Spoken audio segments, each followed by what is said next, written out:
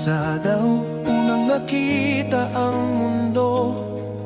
Walang bising na yumakap, walang tumawag na anak ko. Di alam ang pangalan ng ama, tinabata pa lang siya, mag-isa na. Sa kwento ng hangin niya lang narinig na siya'y bunga ng pag-ibig na di pinaglaban. Iniwan sa piling ng isang matandang pulubi na tanging sandigan sa gabing malamig. Ngunit di nagtagal, iniwan din siya nito, ang nag-iisang tao na kumalinga sa kanya. Isang puntod ang naiwan, luha sa mata, at simula noon, nag-isa na siya.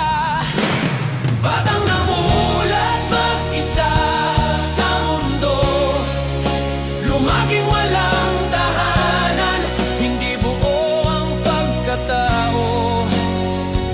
Sa kalye natutong lumaban sa buhay, habang ang puso'y nagtatanong sa langit kung bakit gantong kapalaran ang ibinigay. Batang natutong mangarap kahit putong, kahit walang kasiguraduhan ang bukas at ngayon. Sa bawat gabing umiiyak ang damdamin, may tanong sa Diyos, may pag-asa pa ba ang tulad ko?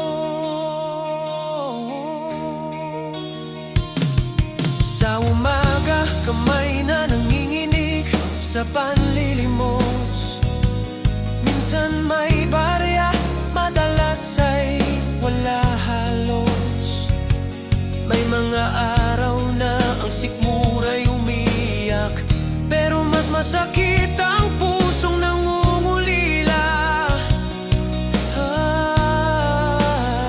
Sa gabi bituin ng kisame ng higaan, kung saan nabutan ng antok, doon ang kanyang higaan. Walang kwento ng magandang kinabukasan, walang magulang na magbibigay ng aral at